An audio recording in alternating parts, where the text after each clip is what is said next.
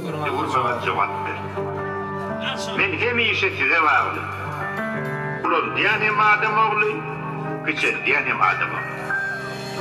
Bir çeke yavta taraf, bir çeke giyeceği taraf, bir çeke ula taraf, bir çeke giyeceği. Koyun mutlu olsun bakın. Bunu bilin alınma bağıt bu bağ.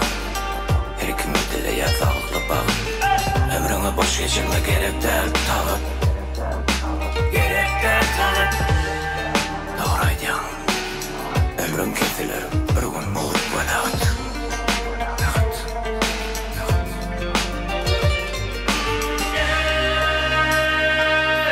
Bağırgaranı bana sürtsüp, yettemizle ulu kovur.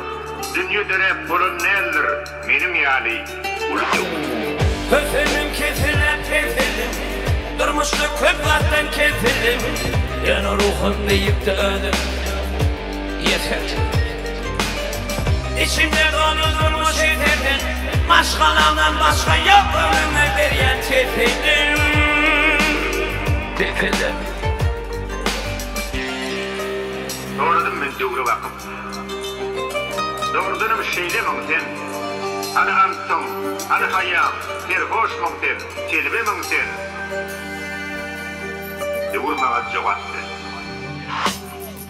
Doğru ya, hem zaten öyle vakti var. Vaktime de yaktı var.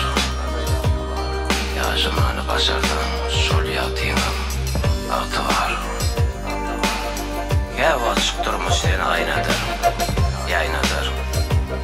Öz adına kaynadır. Yönü kıyınımda kimin kimliğini sayladı.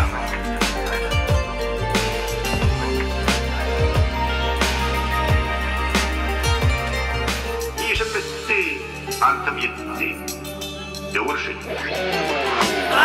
Yaşından düştüm durmuş halına. Gerekmedim sana sorma.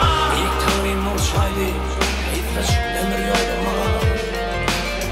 Bana etman hiç kimin gepini. Oy depeler depelerine gepimi. Allah'ım çevir ne durmuş tepemi.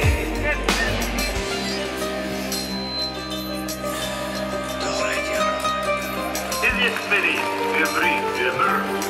Siz yetmeli, doğru.